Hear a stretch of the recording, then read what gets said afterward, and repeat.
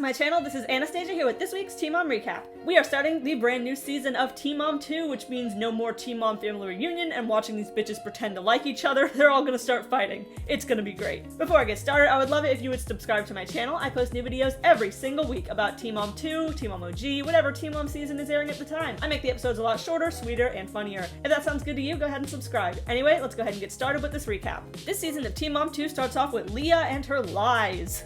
So I've been dating again. This time it's someone I met at a concert. We're going to a cookout later. Leah said on Teen Mom Family Reunion that they met while networking, when in reality they met while networking at a concert. Although I guess it depends which story you believe, but I tend to believe that they met at the concert. She curls her sister Victoria's hair and chats about her possible new mans. His name is Jalen. Yeah, I like him, but it's gonna take me like 6 months to see if I'm compatible with someone. My girls want me to date, so I leave them alone. Next is Kail. I'm getting a new house and involving the kids in the process. That's great, but can you not involve us as the audience and make us watch Isaac pick floor tiles again? Because that's not what we're here for. I'm the team mom on Lincoln's soccer team. Not the teen mom, team mom. And Javi is the coach. So her and Javi kind of yell back and forth to each other about the game during Lincoln's practice, and Kail laughs and she's like, "We're a divorced dynamic duo. We're good at football together."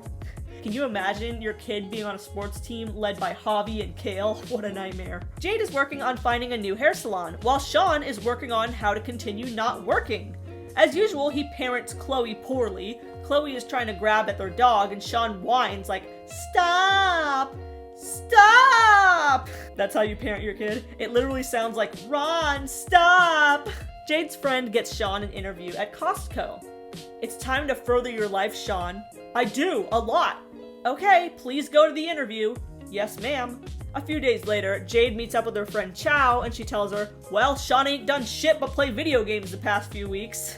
And on top of that, my friend says that he never showed up to the Costco interview. I'm trying to keep my composure, but how many times can I say the same thing to him?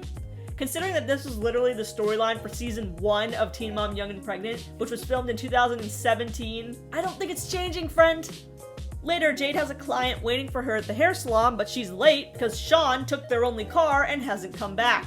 Not that this is her fault at all, don't get me wrong, but if Sean was driving my vehicle and I had to be somewhere, I would have just taken an Uber. In fact, if he took the car like 6 hours before he had to be somewhere, I would be ordering the Uber 6 hours ahead of time. "Sean, bring your ass back here! I need to go to work, dumbass! My client is waiting for me."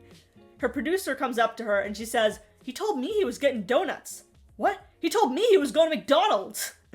Sounds a lot like Ryan Edwards and his 3-hour trips to the bank to me, but what do I know? Sean pulls up with neither chicken nuggets nor munchkins, and Jade asks where he's been.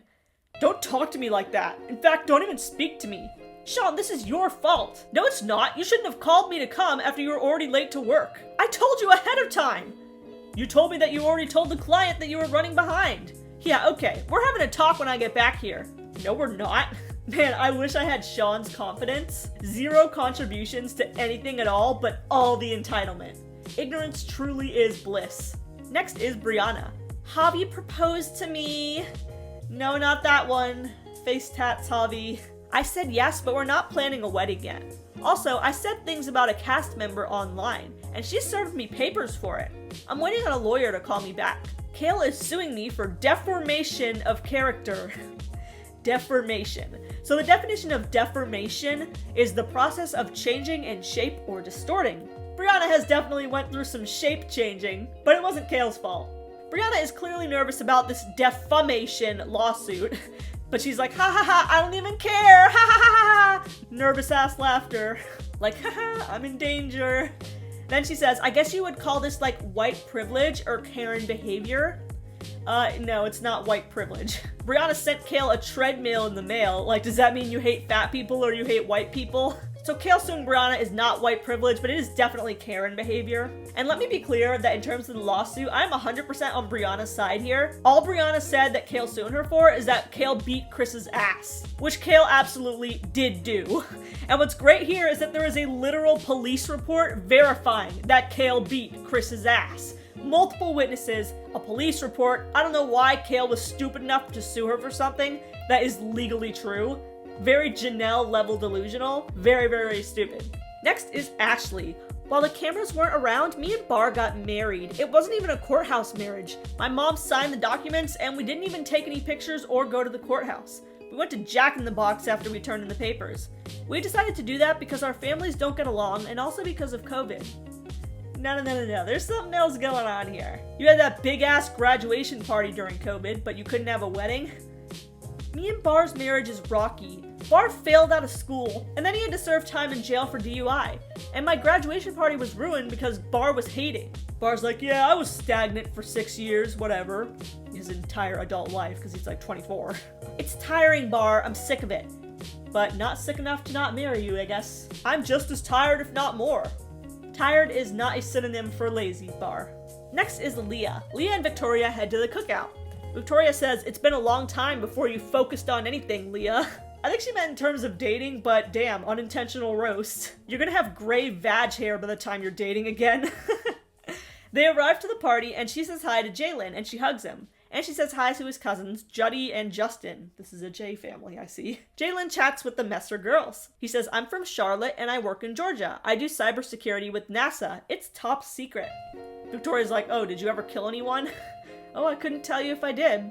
When was your last relationship? I've been single for 4 years. Really, it's Victoria doing most of the talking here, not Leah. Next is Kail. Kail complains, I have so much going on, and now I'm dealing with this lawsuit.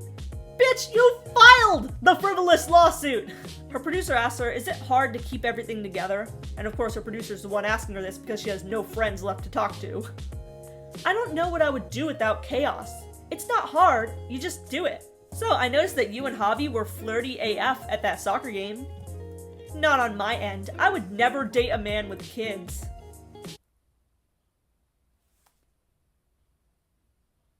The producer calls out this absolute ridiculousness and says, even if it was your own kid, yeah, it wouldn't happen. The sad part is, Kail is not even joking because she said the same sentence several times. She legitimately thinks that as a woman in her 20s, with 4 kids by 3 dads, that a man without any kids is going to be interested in that kind of baggage. Like, I'm not saying there aren't any guys out there, but it's going to be extremely rare. So what's going on with Chris? That's not up for conversation, ever. Unless it's on your multitude of podcasts where you can control the narrative and you're always talking about him. Seriously, Kail, like, shut the fuck up. Like, your job is to talk about your life, okay? This is like if you were a nurse and when it's time to draw blood, you're like, actually, I'm scared of needles and this isn't up for conversation ever. Well, can you talk about Chris's parenting?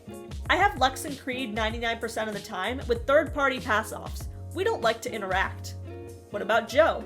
It's bad. If I go to Joe with an issue, I feel like I'm being respectful, but all I get back from him is insults. I get treated like the Kail from years ago when I changed so much. How's the lawsuit? This lawsuit is the first that I've been knee-deep in. Again, she's talking like she wasn't the one who filed the lawsuit. I'm tired of untrue things being said. I made mistakes, but the things I did right? Don't shit on that. I won't take accountability for things that I didn't do. And you won't take accountability for the things you did do either. Next is Jade. Jade complains again about Sean to Chow. He needs a job. He doesn't even have dental or insurance. And her friend says, you realize this is the same exact thing from years ago. Nothing has changed. He changes for 2 months, gets me excited, and then goes back to square one. Even if he miraculously got a job, Jade, that wouldn't be enough for you. Honestly, maybe not. I'm not even interested in a relationship with him anymore. But I don't want to hurt his feelings. Last night, I tried to talk to him, and he actually broke down and said he had to go to rehab. Right now, he's on a plane to Texas to go to rehab for 3 months. Which, I mean, good for him, but given how Jade just says he doesn't have any health insurance, I wonder who's paying for this. It totally caught me off guard. I didn't know he had drug issues. I mean, I guess there were some signs there, like he didn't want to work and he was distant. But since he never wants to work, I guess that was nothing new. Next is Briana. Briana meets up with Shirley. Me and Javi are engaged, but it's complicated. I love him and I want to be with him, but I don't feel those fireworks, those butterflies, those flames. It's just regular. I didn't even really want to be engaged to him, but that would have crushed him. He's sensitive and jealous. Mainly I said yes because he's a good father figure. That's what I fell in love with. I mean, so is Brittany. You're not going to marry her. Does he know this? Dead silence from Briana. Absolute silence. The next day, Briana and Javi meet up. So, what's up with that lawsuit? I found a lawyer, I just don't want this to drag on, you know? Life was finally calming down. So, what do you want in this relationship? I want to have a long engagement, no rush. What a roundabout way to say, I don't want to marry you. He reluctantly agrees with her, but Briana can tell that he was not happy with that answer. In her confessional, with her freshly injected lips all bruised up, Briana says, he's a safe and stable provider, but there's no fiery, intense emotion.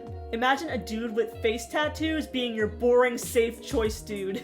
Jade walks up to Leah at the cookout and says, hey, I'm interested in getting to know you. What's up? She says, I want to keep this slow and steady and feel where the vibes are at. Do you have kids? No. Wow, perfect man for Kail. Well, I have 3. He's like, well, I'm fine with that. And they chat a little more, and he asks for her phone number. If you put your number in my phone, I might text it. What emoji should I put next to it? Something special. You're special? We're special. Imagine being married twice before 25 and having 3 kids and still somehow flirting like a middle schooler. But honestly, they do seem to get along pretty well. They have pretty good chemistry. Up until Leah messes it all up and randomly says, so this is awkward AF, like in the middle of a decent conversation. Like it really wasn't awkward until you said that. And Jalen says, well, I don't think it's awkward, but how about we go back to the group because everyone is staring at us. So they all walk back to the rest of the group together. Chris asks Briana to be on his podcast, and Briana agrees to go to Philadelphia to be on it. Brittany accuses Briana of being messy and asks her, how do you even know Chris? Oh, we chat on Instagram sometimes, and he asks for my number. He wants his podcast to have a single mom's perspective. Yeah, okay. More like he wants to make you a single mom again.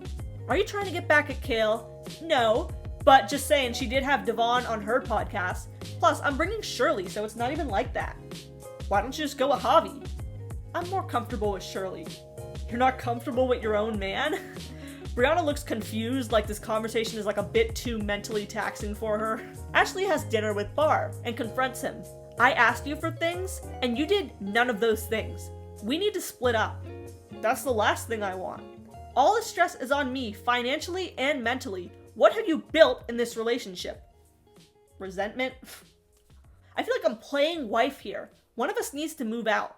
And yes, this is your fault for waiting until I got this upset with you. Bar does not look happy, but he also doesn't say no. And the episode ends there. So what do you think of this first episode of Team on 2? What do you think of Kail suing Briana? Whose side are you on there? And what do you think of Jalen and Leah? Do you think they actually have chemistry? Make sure to leave a comment down below and make sure to subscribe for more Team on recaps every week.